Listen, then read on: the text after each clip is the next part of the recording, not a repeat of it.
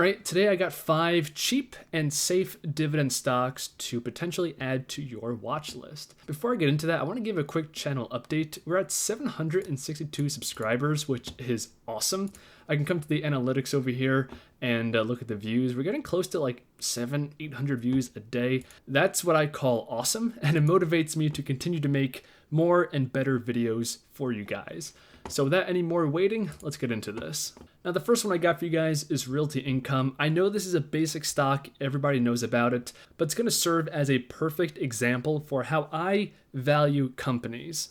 Because people tend to overcomplicate investing significantly, and that's kind of a sin in my opinion, but this is how I do it.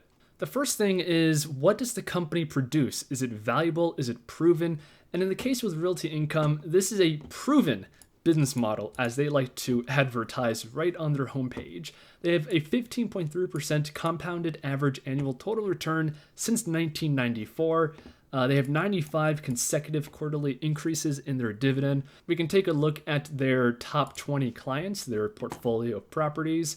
And what they do is they have triple net leases, and they lease out properties to investment grade companies, all of which you're probably familiar with. And what Realty Income does is they collect rent from all these companies and they pay it out to you, the shareholder, in the form of dividends and price appreciation. Okay, so it's a proven, effective, in-demand business model that creates value in the marketplace. The next thing I do is the valuation. So we can look in the past year, the price performance, and let's zoom out a little bit to 5 years. In this view, we can see that Realty Income to this day hasn't recovered from its pre-pandemic levels, meaning that it's trading at a discount versus a year and a half ago. So now what I do is I look at the total revenues of the company and I see if they match. So is Realty Income making less money today than a year and a half ago? Taking a look at the revenues, that's simply not the case. They are consistently making more revenue year over year. In fact, we can change it to show the percentage, so year over year growth in revenue, and it's roughly 10% per year that they're growing their revenue. So with that knowledge in mind, if we come back to the price chart and zoom out a little bit, it is now trading at a cheaper price than a year and a half ago, even though it's making roughly 10% more in revenue. So that's a mismatch, and that creates buying opportunities for investors.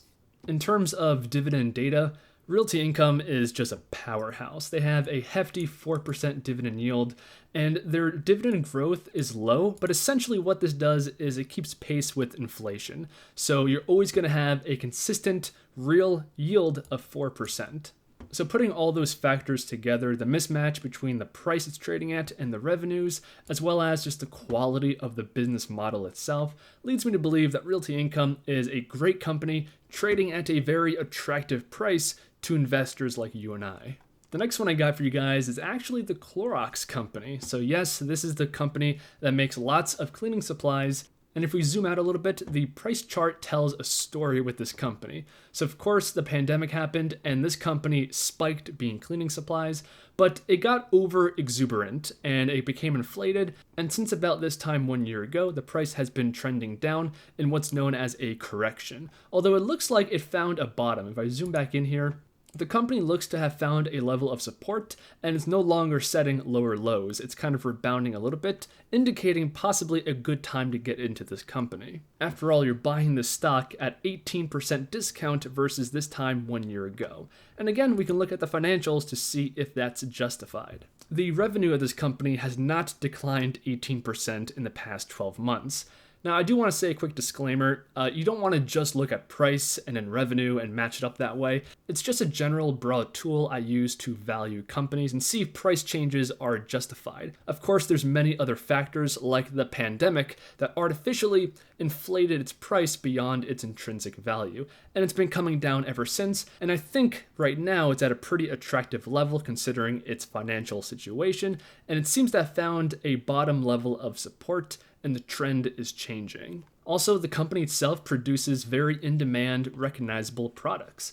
Of course, you have bleach, disinfectant wipes, all that kind of stuff, but they have other brands like trash bags, even water filters.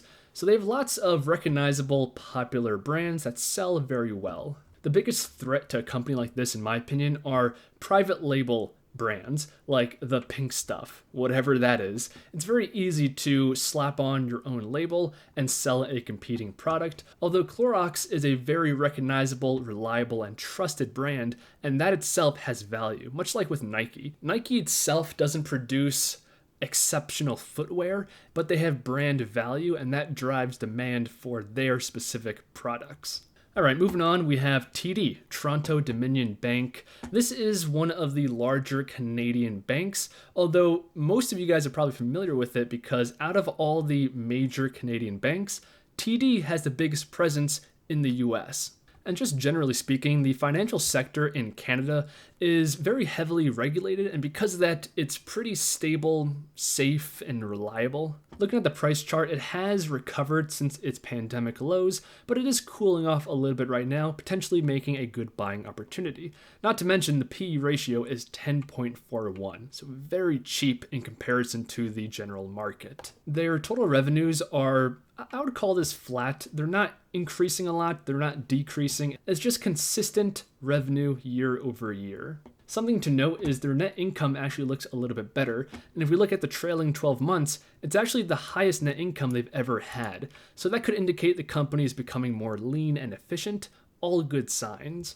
And TD has a really strong dividend history, so 3.83% dividend yield, pretty high, a payout ratio of 41.59, so a pretty healthy payout ratio, and the 5-year average growth rate in that dividend is 9.23%, so pretty solid numbers all around. All right, now the next one I have for you guys is Merck & Co. This is one of the giant pharmaceutical companies, right up there with J&J. They have a PE ratio of only 13.8, and in the past year, they've traded sideways, almost no price change at all. Looking at their revenues, it's a little bit on the flat side. It's not immense growth. This is a giant pharmaceutical company, but it is trending upwards. I actually want to read a little bit of this article. I'll leave it linked down below, but this is an analysis on this stock. And this segment is about the business and the moat that this company has. For pharmaceutical companies at this scale, sustained success is all about maintaining a healthy pipeline of potential blockbusters.